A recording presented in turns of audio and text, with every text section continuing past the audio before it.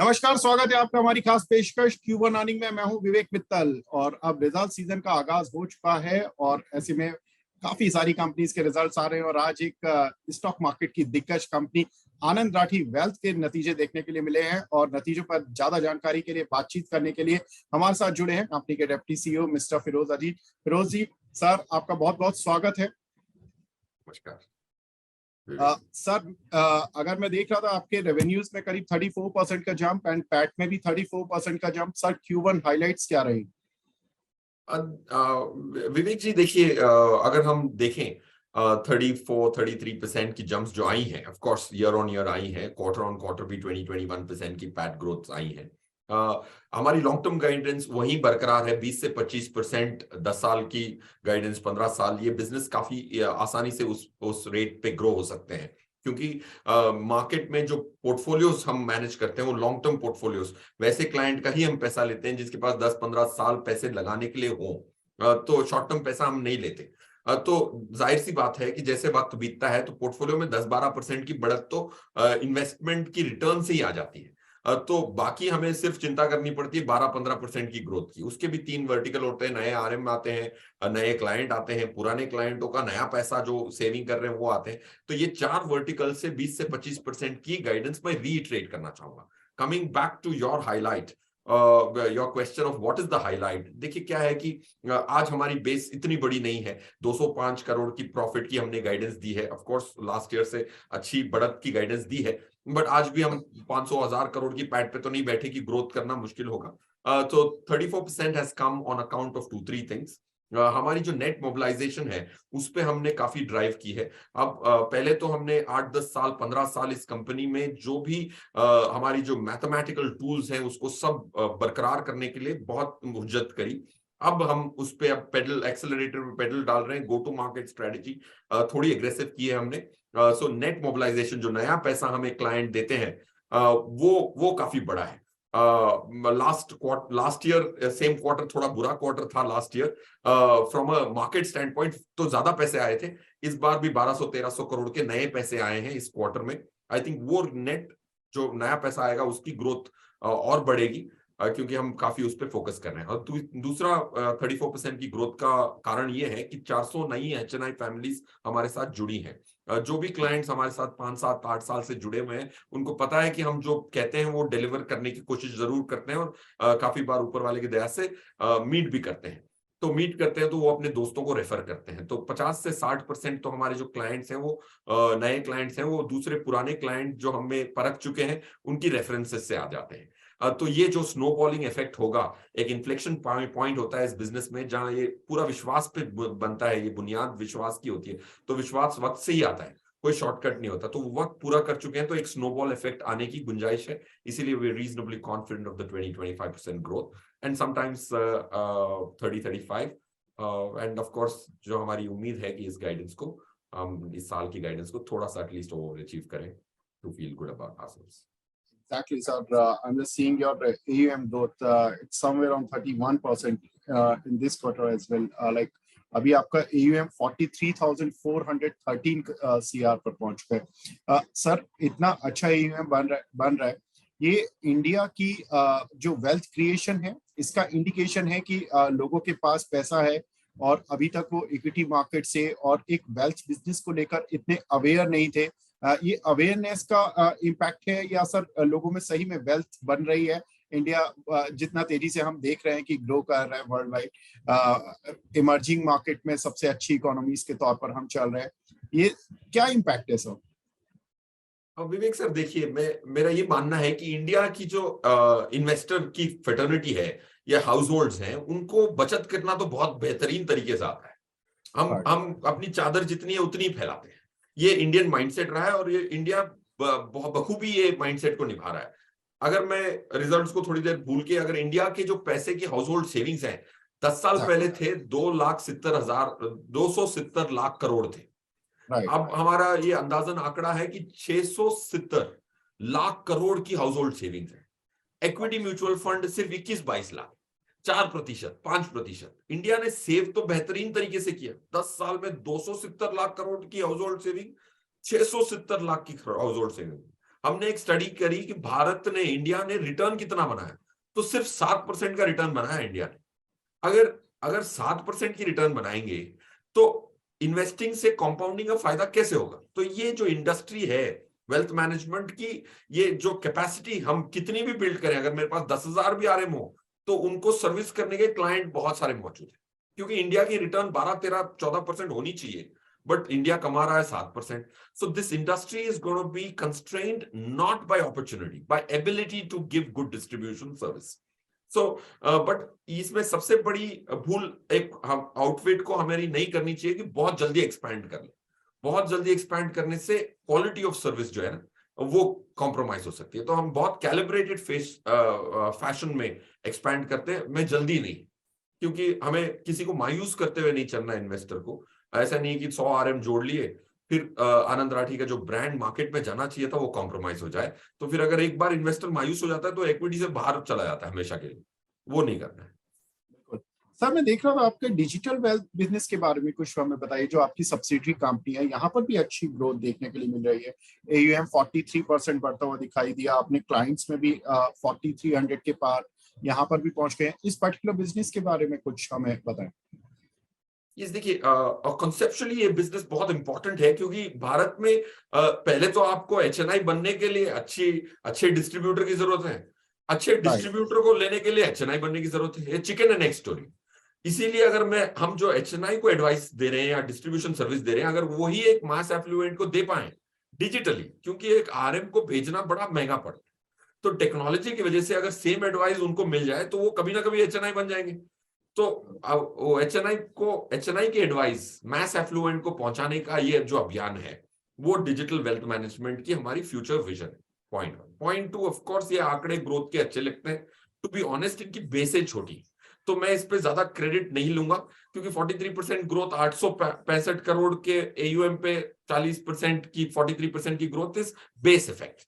But 10 साल बाद अगर मैं 20-25% पे ये बिजनेस ग्रो कर पाऊं बड़े बेस पे, तो संतुष्टि होगी कि कुछ ठीक बिल्ड किया। जी। And sir this omni financial adviser जो आपकी ये सब्सिडरी कंपनी है, इसके बारे में बताइए कि ये बिजनेस, ये सेगमेंट किस तरह से चल रहा है। ये जो सेगमेंट है ये एक SaaS प्लेटफॉर्म है, सर्विस है, software as a service platform है, जिसपे बहुत सारे अनगिनत IFAs हैं जिनको अच्छी टेक्नोलॉजी सर्विस नहीं मिलती है। तो ये हमने 5,600 IFAs को हमारी जो टेक्नोलॉजी है वो एक्सट्रापोलेट किए फॉर अ फी।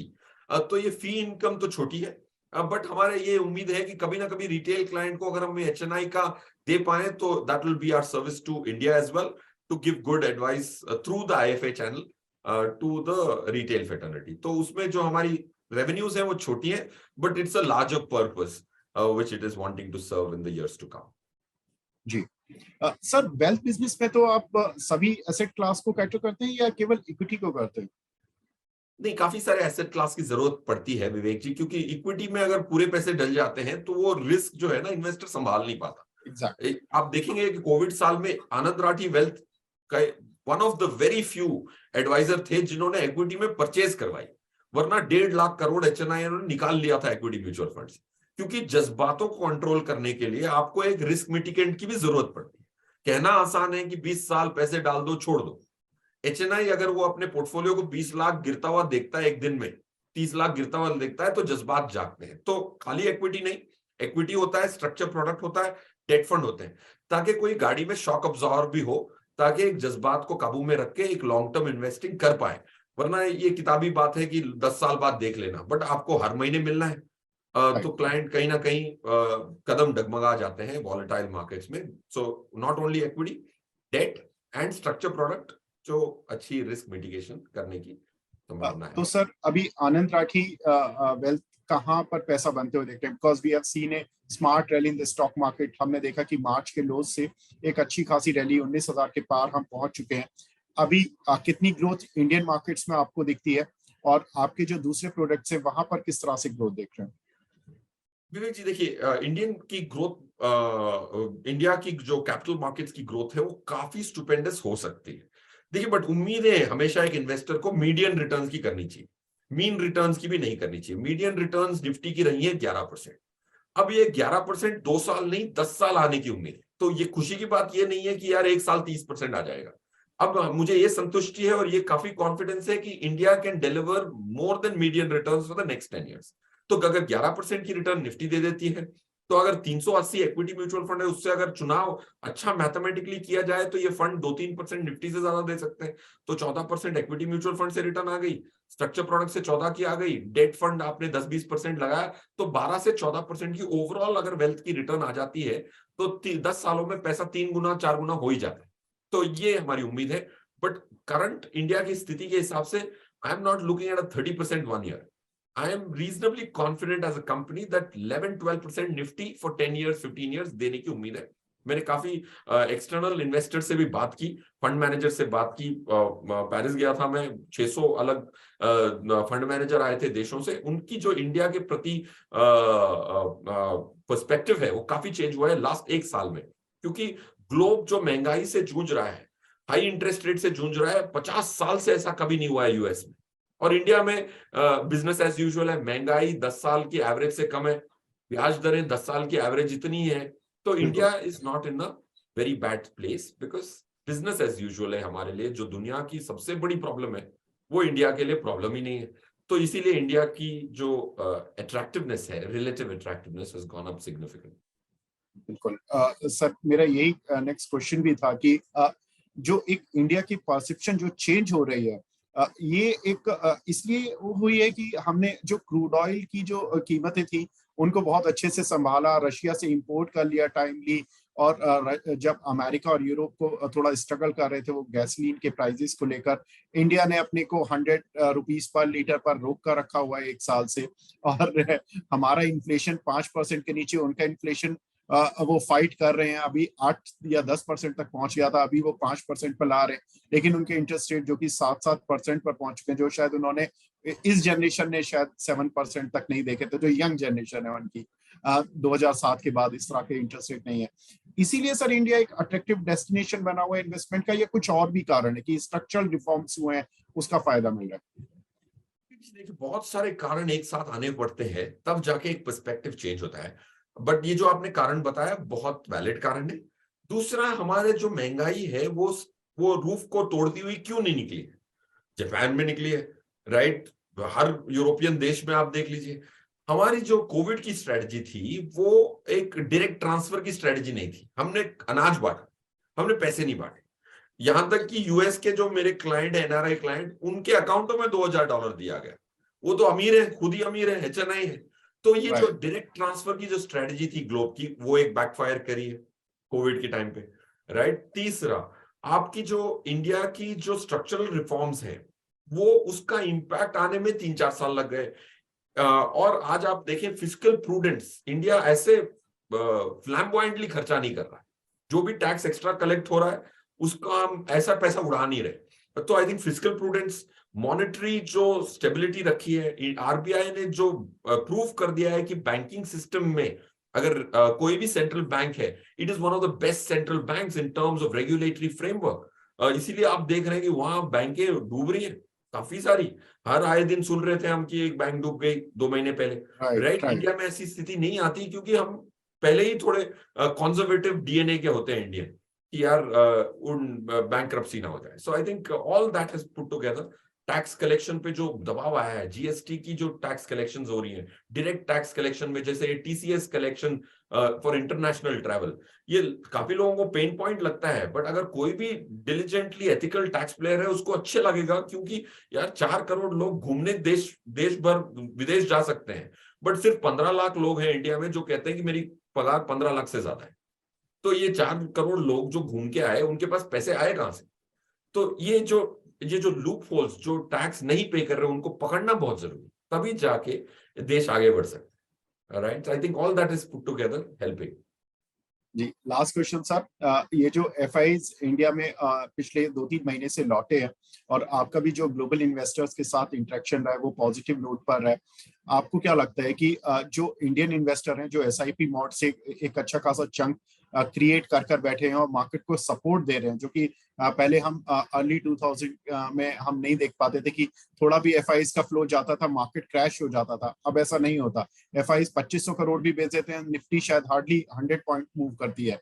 और अगर वो 1200 करोड़ 1500 करोड़ डाल भी रहे हैं डेली के, तो भी मार्केट में कोई ऐसा मूवमेंट नहीं है। 18,000 से लेकर अभी हम 19,500 तक ही पहुंचे हैं। सर क्या लगता है, ग्लोबल इन्वेस्टर कितने इंपॉर्टेंट हो गए हैं इंडिया के लिए, या हमारी ग्रोथ डोमेस्टिकली बहुत बड़ी होने वाली है? देखिए, दोनों इंपॉर्टेंट है। देखो, एफआईआईज जब पैसे डालते हैं तो बड़े स्टॉक्स चलते हैं, जब डोमेस्टिक पैसा आता है तो मिड एंड स्मॉल कैप्स चलते हैं। ये कोरिलेशन हमने एस्टैब्लिश मैथमेटिकली कर लिया था। तो दोनों की बहुत इंपॉर्टेंट महत्वपूर्णता है। अगर दोनों एक साइड में आ जाए तब मार्केट बहुत ज्यादा ऊपर चली जाती है, फिर नीचे चली जाती है। मेरे हिसाब से एफआईआई का जो पैसा आ रहा है वो इंपॉर्टेंट इसीलिए है क्योंकि वो गुड क्वालिटी लॉन्ग टर्म पैसा आता है। आज भी अगर निफ्टी की आप ओनरशिप देखें फ्री फ्लोट की, तो 38-39% is owned by FIIs, which I think is very healthy, and वो उनकी जरूरत जरूर है। पॉइंट टू डोमेस्टिक, जब एसआईपी का आंकड़ा 7,000 का था मंथली, तब भी मैंने कहा था कि 25,000 पे आंकड़ा जाना लिखित, दीवार पे लिखित है, it's written on the wall. 25,000 crore per month SIP में आएगा अगले 2-3 सालों में। क्यों ऐसा होगा? ये इट्स नॉट दैट मैं कह रहा हूं या ये कोई बहुत इंपॉर्टेंट रिसर्च है, आप भी देख लें, क्योंकि जो पैसा आ रहा है वो इस बुनियाद पे नहीं आ रहा है कि रिटर्न पास्ट परफॉर्मेंस कैसी रही है। आप देखिए 1-1.5 साल से एसआईपी की रिटर्न इतनी अच्छी नहीं रही, फिर भी एसआईपी का आंकड़ा बढ़ रहा है, वरना ऐसा नहीं होता था। जब भी मार्केट पास्ट परफॉर्मेंस अच्छी होती थी तो रिटेल इन्वेस्टर आ जाता एसआईपी करने के लिए, पास्ट परफॉर्मेंस खराब होती थी तो एसआईपी बंद कर देते। तो 2013 में जो अभियान चला था म्यूचुअल फंड इन्वेस्टर एजुकेशन का, आज वो 10 साल से चल रहा है। अरबों रुपए खर्च हो चुके हैं इन्वेस्टर को एजुकेट करने में। तो कि म्यूचुअल फंड की जो परसेप्शन है कि मार्केट पे रिस्क पे निर्भर है, it's one of the lowest risk instrument, but it's so transparent that वो सबको डरा ही देते कि भाई it's subject to market risk, right? तो everything else is subject to risk as well. So I think SIP number 25,000 crore पे 3 साल में आराम से पहुंच सकता है। तो डोमेस्टिक फ्लोस की इंपॉर्टेंस बढ़ेगी, बट एफआई की फ्लो की इंपॉर्टेंस कभी कम नहीं होगी मेरे हिसाब से, क्योंकि उसकी वजह से क्रेडिबिलिटी आती है। बिल्कुल फिरोज सर, बहुत बहुत शुक्रिया सर हमसे जुड़ने के लिए और अपना प्रीशियस टाइम देने के लिए। और हमेशा आपसे बात कर बहुत कुछ सीखने के लिए मिलता है, बहुत सारे डेटा पॉइंट मिलते हैं। और आपने जो ये डेटा दिया है कि एसआईपी में अगले 3 साल में 25,000 करोड़ रुपए मंथली का हम इनफ्लो आते हुए देखेंगे, तो जितना हम एफआईज का आजकल डेली इनफ्लो देखते हैं और खुश हो जाते हैं, उतना हम एसआईपी में रोज देखेंगे। तो बहुत इंटरेस्टिंग फैक्ट दिया सर आपने, और हमारे दर्शकों के लिए बहुत बहुत शुक्रिया सर जुड़ने के लिए। Thank you Vivek.